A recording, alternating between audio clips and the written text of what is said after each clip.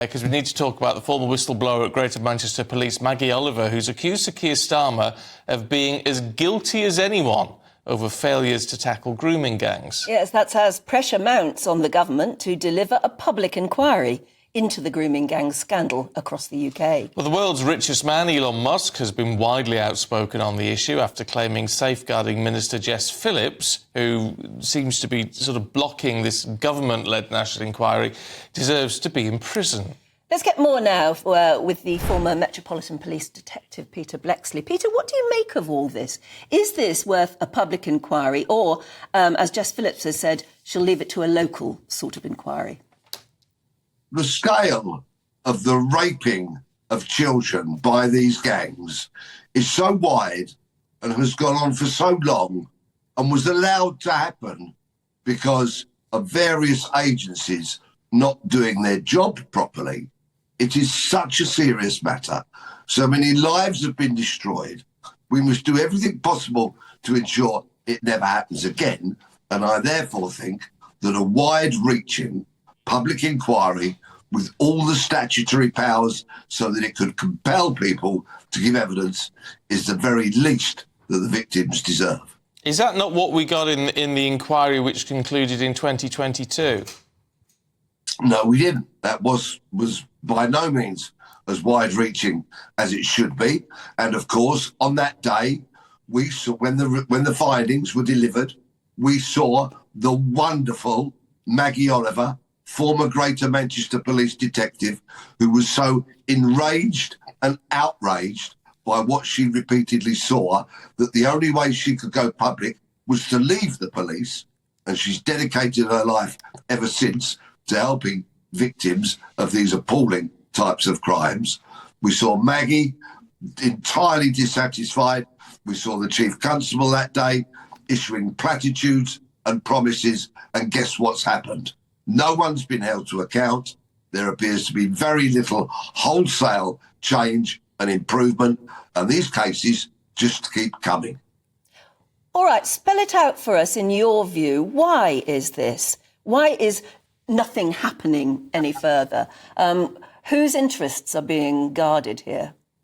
I believe that in the early days, when these allegations were being made by young girls who, yes, were vulnerable, who were being groomed, exploited, they've been plied with alcohol and drugs, and then subjected to the most horrific gang raping by gangs of men, brown-faced, majority of Pakistani origin, Muslim men who treated these young white girls as trash that they could deal with, they could treat however they choose to exploit. When these issues were raised, I remain entirely convinced that many senior police officers were fearful of intervening because they may be branded racist. There was cowardice from the police, there was cowardice from social services, there was potential cowardice from others. It's about time this nation harnessed the bravery of Maggie Oliver and others and got all the truth out there.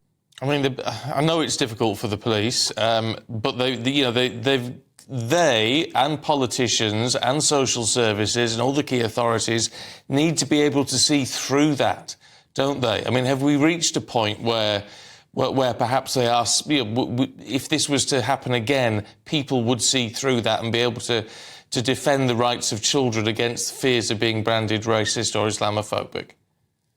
We must live in hope, but an inquiry that has statutory findings that leads to recommendations that must be taken on board would go some way to satisfying me. But of course, will that bring us accountability? It is utterly scandalous to hear what these people did to these children as they raped them. There are many people out there now that are following these cases, making the findings of some of these cases, judges' comments, putting them out there into the public domain. And should anybody do their research online and find the recent sentencing comments from a judge, it is absolutely breathtaking and beyond rage as to what these men did to these young girls. How it was ever allowed to occur in this country is a huge dark stain upon our nation. Peter, we've got to leave it there, but good to talk to you. Thanks very much indeed. And we also need to give you the Home Office's official response. They say no child should ever suffer sexual abuse or exploitation.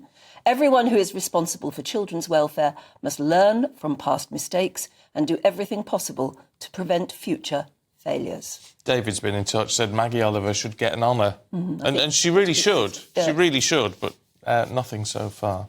Joining me now is Donna Jones, the Police and Crime Commissioner for Hampshire and the Isle of Wight.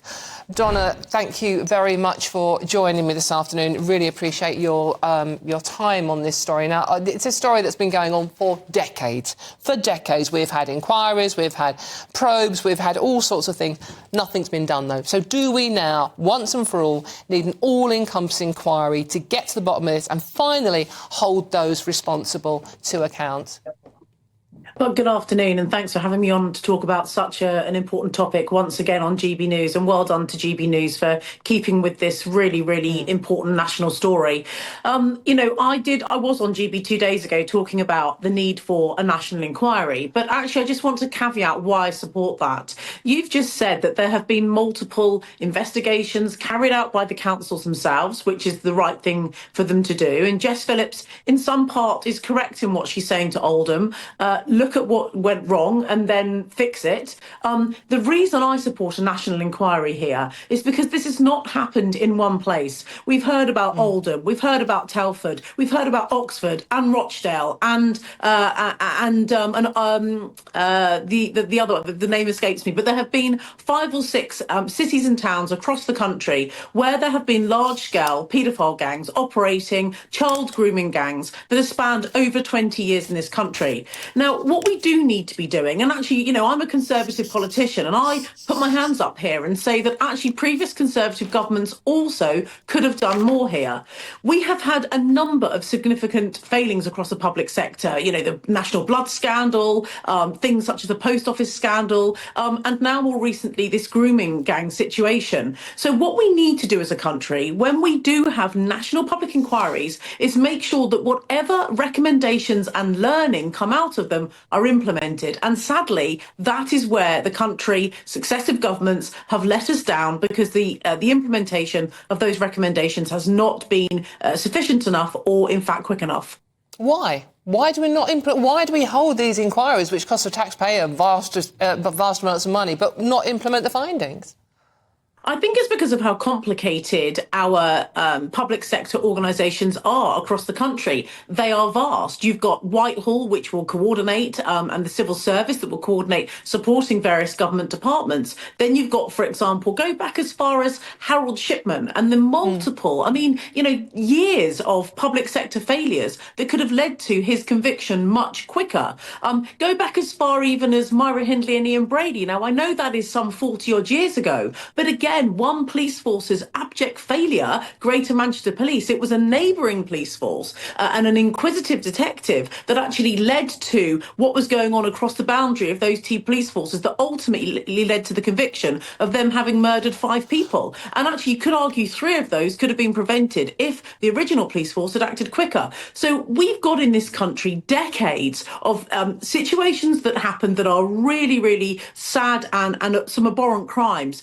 Sadly, with humans, these things will always happen, but it's how you fix and prevent that from happening in the future. So for me, perhaps we should be looking at a royal commission. Perhaps this needs to go wider into how we ensure, doesn't matter what colour the government is, when a public inquiry is held, failings are found, learning points are made, how do we ensure that those responsible public sector agencies implement that quicker, particularly to prevent the harm to children, as we've seen on a scale that's just unimaginable. It's horrific, Donna. I'm reading the stories all morning now, researching for this show, and some of the testimony from these girls who are still walking into their rapists in the street of their hometown still. This is still a thing. So their lives have been ruined. And I keep coming back. The one question that I think is really important in all of this is, have thousands of children been sacrificed on the altar of political careers? And is that still the case? Is this why we are probably not going to have the full inquiry we need? Because people are worried about their political careers? Well, I mean, look, this is not a great chapter, is it, for the current Prime Minister? He was the Director of Public Prosecutions in 2009, let's not forget, when the first big substantial investigation had concluded and there was an opportunity to prosecute and to then have prevented perhaps hundreds and hundreds more young girls from being raped, gang raped, abused, drugged, kidnapped, beaten up, and sadly, one girl, Laura Wilson, being murdered. Yeah. It wasn't until 2013 that Keir Starmer, as the then Director of Public Prosecutions, did authorise those prosecutions against the first gang of men. But it did take that delay of 4 years. That is definitely a blot on his copybook. But what we do need, and in the interest of fairness here, it's not just about Keir Starmer. There have been councillors involved in this. There have been other lawyers. There have been police forces. So actually, this systemic breakdown of what appears to have been, and I'm not speaking out of turn here, this is what's come out of the reviews. It states very clearly that the failures came from a fear from the authorities of calling out the cultural situation that was going on around a certain group of men of an ethnic minority wanting to particularly target young white girls. And that is a very sad situation in our country. And that's why I think a Royal Commission is important, because we need to look and see, have we learnt from those cultural problems, and are they still going on in some towns and cities across the country? My guess would be yes, they are. Yeah, I think unfortunately you are right there. Thank you very much for joining us this morning. That's Donna Jones, Police and Crime Commissioner for Hampshire and Isle of Wight. Thank you very much there, Donna.